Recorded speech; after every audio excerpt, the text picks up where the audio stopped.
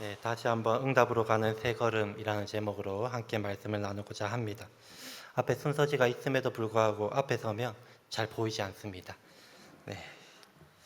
여러분들은 가지고 싶은 것이 생기면 어떻게 하십니까? 지금은 제가 가지고 싶은 것이 있다면 제가 돈을 모아서 사곤 합니다. 하지만 어릴 적에는 가지고 싶어도 살 수 없죠, 돈이 없어서. 그럴 때마다 항상 부모님께 사달라고 했습니다. 모두가 이런 경험이 있을 것입니다. 제가 초등학교 5학년 때 삐삐를 어머니께 받았습니다. 삐삐를 받은 이유가 하도 놀다가 집에 안 들어오니까 삐삐를 사주셨습니다. 그 삐삐에 삐삐거리면 이제 숫자가 뜹니다. 8282, 이것은 빨리 들어와라. 8253, 빨리 와라. 이런 뜻으로 이렇게 번호를 쳐서 보내주었습니다. 그렇게 있다가 초등학교 6학년 말쯤 되니까 핸드폰이라는 게 생기더라고요. 그 핸드폰에 눈이 돌아갔습니다. 핸드폰이 너무 갖고 싶은 거예요. 그래서 부모님께 가서 엄마, 삐삐 말고 핸드폰으로 바꿔주면 안 돼요 라고 했더니 어머니께서 이렇게 말씀하셨습니다. 중학교 졸업하면 사줄게 라고 하는 거예요. 부모님도 다 그렇게 하시죠? 그 중학교 졸업하고 사준다라는 이 말이 저에게는 너무 좌절로 느껴졌습니다.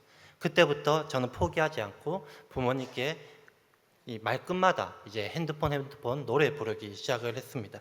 때로는 설거지도 했고요. 때로는 자주 가는 PC방도 안 가고 집에 바뀌어가지고 청소도 했고 설거지하면서 오만 어머니께 잘 보이려고 노력을 했습니다. 그렇게 노력을 열심히 했더니 중학교 3학년 졸업을 하고 받아야 할 것이 중학교 2학년 돼서 받았습니다. 응답이 합당되졌습니다. 네, 열심히 노력을 했더니 어머니께서 저의 그 간절한 부탁을 들어주신 것이지요. 그때 얼마나 뿌듯했고 얼마나 이 마음이 기뻤는지 모릅니다. 어린아이들은 자신 능력으로 구할 수 없는 것, 너무나도 가지고 싶은 것이 생기면 부모님들께 구합니다. 때로는 떼를 쓰기도 하지요. 이 마트 같은 데 가면 어린아이들이 떼 쓰는 것, 장난감 부스에서 떼 쓰는 것들을 우리 많이 볼 수 있습니다. 오늘 본문은 스로보니게 여자의 이야기입니다. 이 여인은 자신의 딸이 더러운 귀신에 들려 있었고 그 예수님께 찾아와서 그 귀신을 쫓아내어 달라고 부탁을 합니다. 결국 그 딸에게 있는 귀신이 나가게 되었던 것이지요. 예수님께 구하였더니 그 구함이 응답으로 다가왔습니다. 지금 우리로 말하면 기도했더니 기도 응답이 되었다라는 것이지요. 어떻게 이 여자에게 응답이 있었을까? 어떻게 이 여자는 예수님께 말을 했을 때 예수님이 이 여성의 부탁을 들어주실까? 이것을 함께 나누고자 합니다. 첫 번째 걸음은 듣고 나아가는 걸음입니다. 25절 말씀인데요. 우리 다 같이 한번 읽도록 하겠습니다. 시작!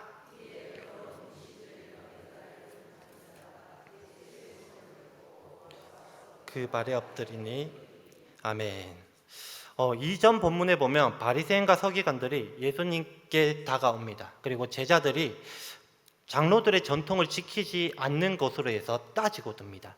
그때 예수님과 이 바리새인과 서기관 무리들과 다툼이 벌어지게 되었습니다. 그리고 그 이후에 오늘 본문이 이어졌습니다. 예수님께서 많이 지쳤는 것 같습니다. 그래서 아무도 모르게 두로 지방으로 간다라고 얘기를 하지요. 두로 지방에 가서 한 집에 들어가십니다. 이 아무도 모르게 두로 지방으로 갔다, 그리고 한 집에 들어갔다라고 하는 말을 봐서 예수님께서 이전에 이 바리새인과 서기관과의 대화 다툼이 매우 많이 피곤했던 모양인 것 같습니다. 그래서 이 두로 지방에 가서 한 집에 몰래 숨어 들어가게 되는 것이죠. 두로 지방은 예루살렘으로부터 북쪽에 있는 150km 거리 되는 겁니다. 상당히 먼 곳입니다. 그곳으로 멀리 도망을 간 것 같이 남들 모르게 그곳으로 갔습니다. 그런데 그것이 소문이 퍼져 있었습니다. 예수님의 소문이 예루살렘뿐만 아니라 이스라엘뿐만 아니라 이방에게까지 퍼져 있었다라는 것이죠. 그래서 예수님은 그곳에서 숨어 있을 수가 없었습니다. 이 예수님께서 이 두로 지방에 왔다라는 소문을 듣고 한 여자가 찾아왔습니다. 그 여자가 예수님에게 와서 이 더러운 귀신 자기 딸을 고쳐달라고 얘기를 하고 있는 것이지요. 아마도 이전에 예수님께서 이 귀신 들린 자를 고쳤다라는 소문을 들었는 것 같습니다. 그래서 예수님께 찾아온 것이지요. 여기서 우리가 주목해야 될 것이 있습니다. 그것은 바로 소문을 듣다입니다. 소문을 듣고 예수님께 나왔습니다. 유대 지역에서도요, 이 소문을 듣고 나온 사람이 있습니다. 혈류증 여인이죠. 그리고 회당장 야이로. 유대 지역에서도 소문을 듣고 예수님께 나와서 응답을 받은 인물들이 많습니다. 그리고 오늘 본문에는 이방 지역에 있는 이 여자가 소문을 듣고 나와서 기도의 응답을 받습니다. 이처럼 소문을 듣고 나오는 것, 이것은 매우 중요하다라고 하는 것이지요. 여러분들은 소문을 듣고 어디를 찾아가 본 적이 있으십니까? 저는 어릴 적에 많이 했던 건데요. 어머니가 어느 집에서 놀고 있더라라는 소문을 들으면 무조건 꼭 찾아갔습니다. 저희 어머니가 친구들이랑 만나서 집에서 놀고 뭐하고 놀겠습니까? 가다 섰다 고수도 막 치고 있지 않겠습니까?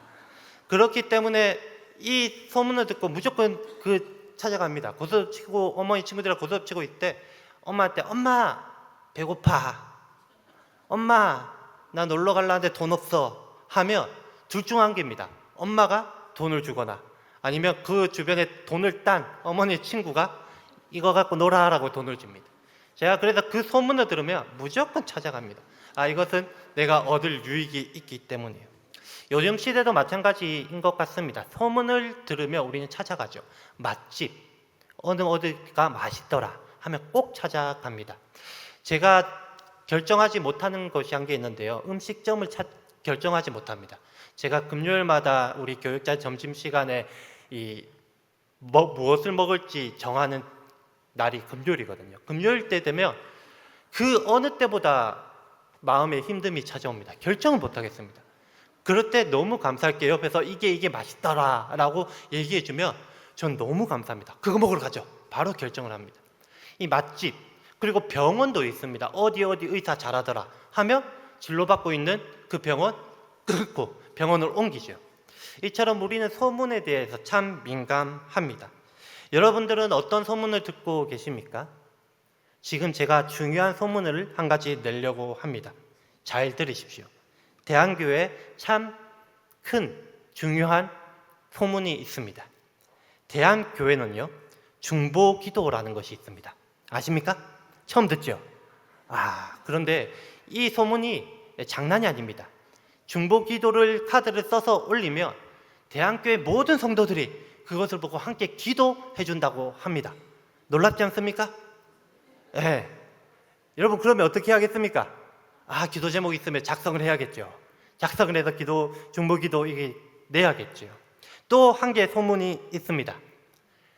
매주 금요일마다 금요 철야가 있는데, 예배가 있는데 담임 목사님께서 3명씩 안수해 준답니다.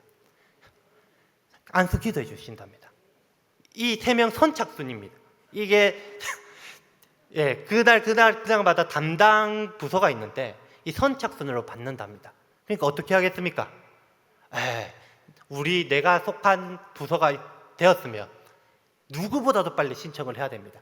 혹시나 신청을 3명이 다 안 차면 1명이 비면 그 중에 그 이외의 사람들도 해준다고 합니다.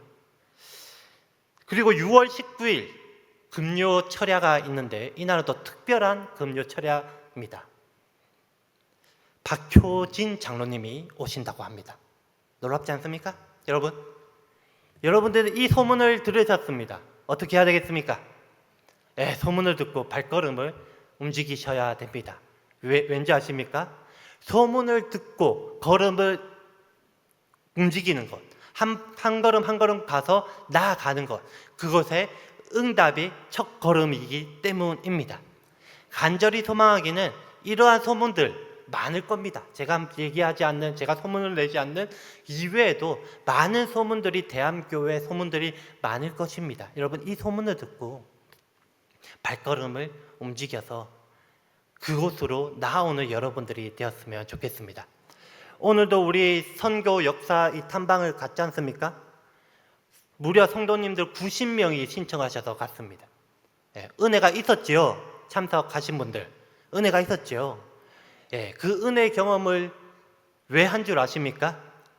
소문을 듣고 신청성을 작성을 해서 그곳으로 나왔기 때문에 그 은혜를 경험한 것입니다.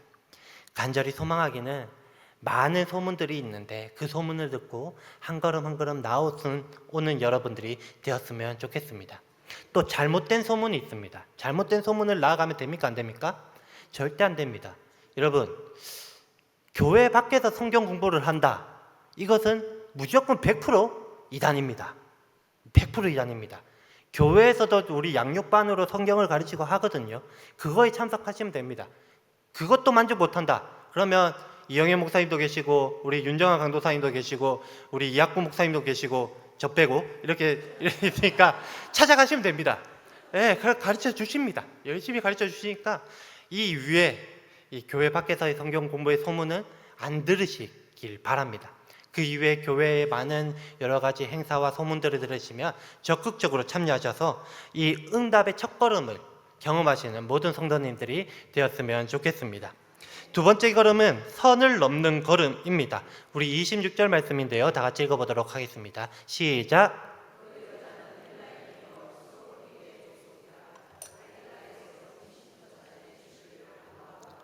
아멘. 이 여자의 신상이 밝혀집니다. 그는 헬라인이라고 합니다. 헬라인은 다신론을 믿는 자들입니다. 다신론자들이에요. 그리고 수로보니게 족속이라고 합니다. 이 수로보니게는 합성어인데요. 이 수리아와 페니키아 합성어입니다. 즉 수리아 지방에 사는 페니키아 족속이라는 사람이라는 거예요. 이 이방 사람인 것입니다. 이방 사람인데 더군다나 다신교를 믿는 사람. 하나님 또한 성길 믿을 수도 있습니다. 다신론자이기 때문에 하나님 또한 하나의 신으로 생각하는 사람일 수도 있습니다.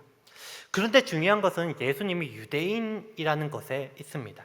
당시에 사회적 고정관념이 있었는데요. 그것은 뭐냐면 유대 남자와 이방 여자 사이에 진지한 교류가 금지되어 있었습니다. 허용되지 않았어요. 근데 예수님은 유대인이었습니다. 사마리아 여인을 잘 아시죠? 이 사마리아 여인, 예수님이 말을 거자 사마리아 여인이 이렇게 말을 합니다. 유대인인 당신이 사마리아인 여자인 나에게 물을 달라고, 왜 물을 달라고 말씀하십니까? 라고 얘기를 하죠. 그 당시의 문화가 그랬다라는 것이죠. 예수님은 유대인, 오늘 본문의 여자는 헬라인, 즉 다신교로 믿는 이방인이었습니다.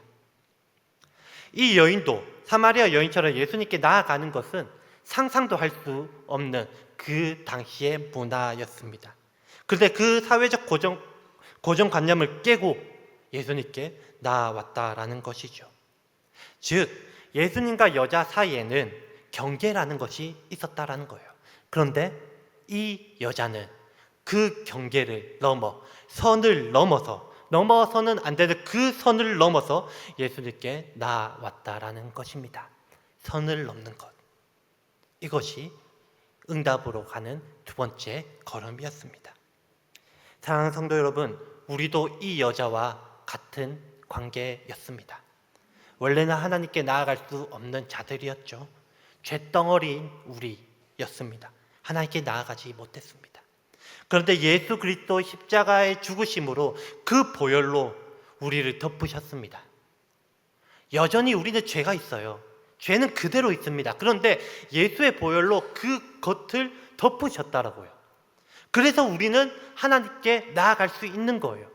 갈 수 없는데 예수 그리스도 때문에 하나님께 나아갔던 거예요. 즉 우리도 선을 넘었어요.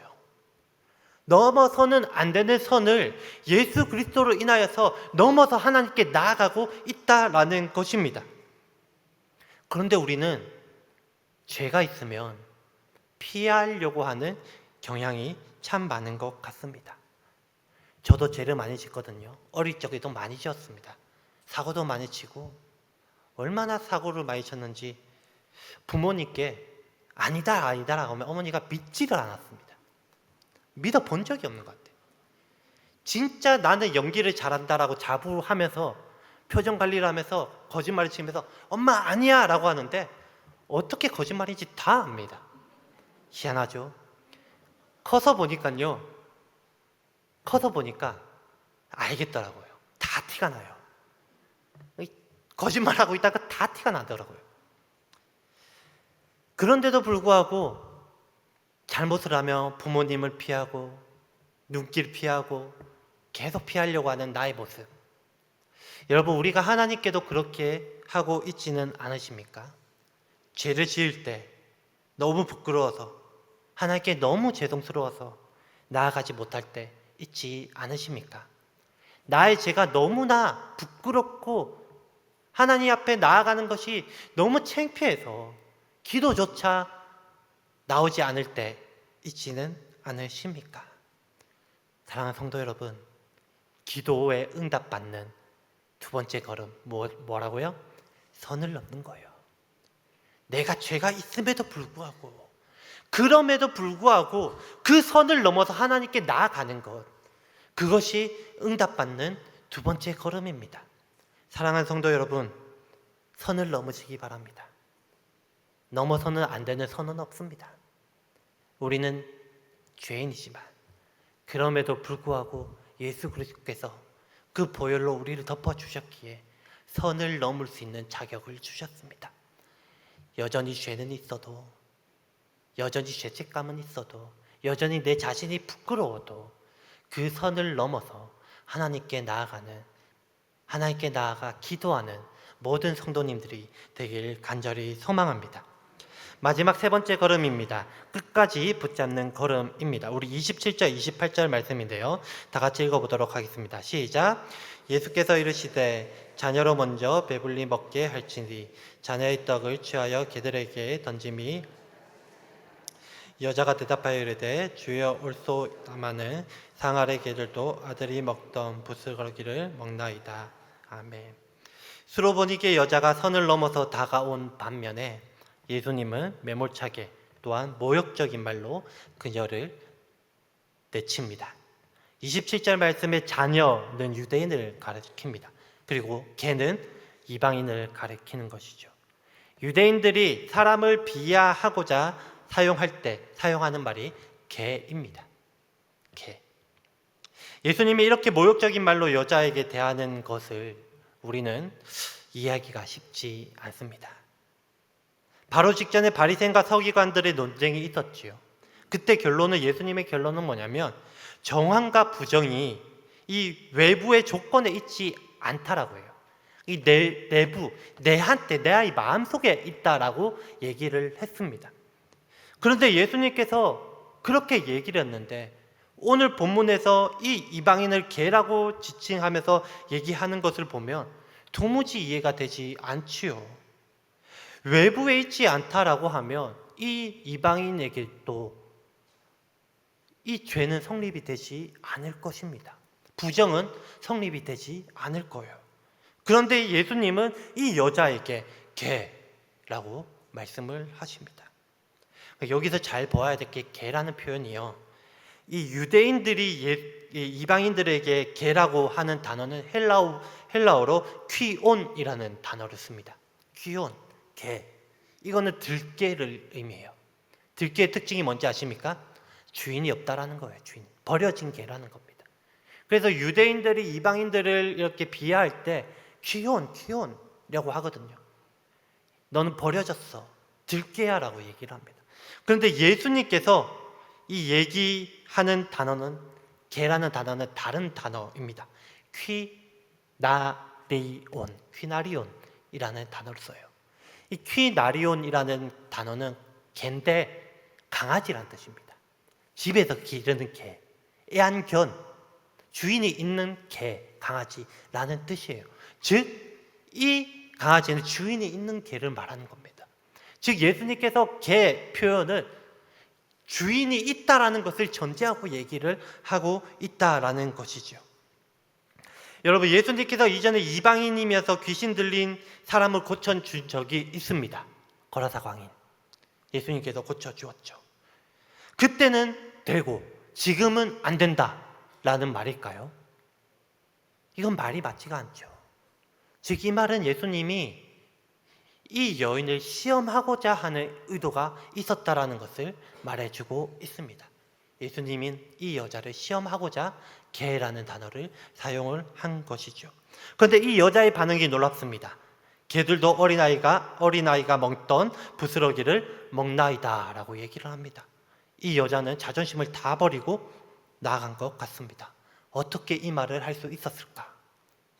이것은 바로 오늘 본문에 먼저라는 단어에 있습니다. 27절 말씀에 제가 읽어볼게요. 먼저라는 단어를 빼고 읽겠습니다. 예수께서 이르시되 자녀로 배불리 먹게 할지니 자녀의 떡을 취하여 개들에게 던짐이 마땅치 아니하리라. 먼저를 빼고 읽었습니다. 이것은 완벽한 거절의 의미가 되죠. 완전히 거부하는 의미가 됩니다. 이번에 먼저를 넣어서 읽겠습니다. 예수께서 이르시되 자녀로 먼저 배불리 먹게 할지니 자녀의 떡을 취하여 개들에게 던짐이 마땅치 아니하리라. 이 말은 뭡니까? 자녀에게 주고 먼저 주고 이 이후에 개들에게 주겠다라는 의미가 되는 거예요. 즉 먼저라는 단어가 들어가는 순간 이 여성에게도 이 여자에게도 가능성이라는 것이 주어지게 된 거예요. 이 여자는 이 가능성을 느끼게 된 겁니다. 먼저 속에서. 그리고 개라는 단어 속에서 주인이 있구나라는 것에서요. 그래서 이 여인은 그 가능성을 보고 예수님께 매달리기 시작을 한 거죠. 그 매달린 그것으로 인하여서 그녀는 기도의 응답을 받게 되었다라는 것입니다. 사랑하는 성도 여러분, 한두 번 기도해서 응답받지 못한 적 많지요. 이런 설교 준비를 하면서 이런 생각을 해봤습니다.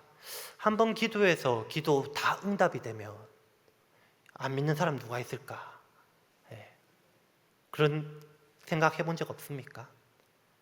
한 번 기도해서 기도 응답이 되면 그 누가 하나님께 간절하게 매달릴까? 라는 생각도 해본 적이 있습니다. 여러분, 한두 번 기도 응답이 안 되어서 기도 포기한 적이 있지는 않으십니까? 기도 응답 받는 방법, 그것은 매달리는 것입니다. 아까 서두에도 말했지만 고등학교에 가서 받을 수 있는 것, 조금 앞당겨서 중학교에 가서 받을 수 있는 방법이 있습니다. 뭔지 아십니까? 매달리는 겁니다. 매달리는 거예요. 부모님께 매달리는 거예요. 부모님들 매우 싫어할지 모르겠지만 그럼 매달리는 거예요. 그러면 부모님들이 일찍 사줍니다. 고기를 이렇게 하시는 분들도 계시는데, 성적, 열심히 공부해서 성적 옳은 것을 가져가면 조금 더 앞당겨질 수도 있습니다. 청소를 하고 또 열심히 부모님 말 잘 듣고 하면 그것이 또 앞당겨질 수도 있습니다. 여러분, 기도의 응답 또한 이런 것 같습니다. 하나님은 기도 한 번 하라고 우리에게 가르쳐 주지 않았어요. 또 하고 또 하고 또 할 때 응답해 주신다라고 말씀하고 있다라는 것입니다. 간절히 소망하기는 기도 한두 번 하고 포기하지 마십시오. 매달리는 것. 이 여인은 먼저라는 이 한 단어 속에 희망을 보았습니다. 그 희망을 보고 붙잡고 끝까지 매달렸을 때 결국 응답이라는 것을 받았습니다. 우리도 마찬가지입니다. 기도하다가 멈추지 마십시오. 하나님의 침묵이 거절이라고 생각하지 마십시오. 그 침묵 속에는 먼저라는 단어가 들어있습니다.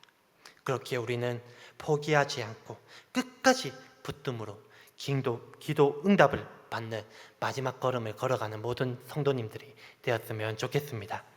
말씀을 맺도록 하겠습니다. 기도 응답으로 가는 첫 번째 걸음은 바로 듣고 나오는 걸음이었습니다. 많은 소문들이 있습니다. 많은 교회 행사들이 있습니다. 듣고 적극적으로 나아오는 여러분들이 되길 간절히 소망합니다. 두 번째 걸음은 바로 선을 넘는 걸음이었습니다. 아무리 죄인이라도, 아무리 부끄러워도, 아무리 내가 하나님께 나올 수 없는 사람이라고 생각할지라도 그럼에도 불구하고 예수 그리스도께서 우리를 덮어주셨기에 그 선을 넘어서 하나님께 나와 기도하는 여러분들이 되시길 간절히 소망합니다. 마지막으로 세 번째, 끝까지 붙잡는 걸음입니다. 한 번, 두 번 했다고 포기하지 마시고 끝까지 기도하여서 기도에 응답받는 모든 성도님들이 되시길 바랍니다. 듣고만 있지 말고 나오십시오. 와서 멈추지 말고 선을 넘으시길 바랍니다. 넘어왔다면 끝까지 붙잡는 여러분들이 되시길 바랍니다. 오늘 스로보니게 여자가 예수님께 기도 응답받은 세 가지를 잘 기억하시고 항상 기도 응답받으시는 대한민국 모든 성도님들이 되시길 간절히 소망합니다.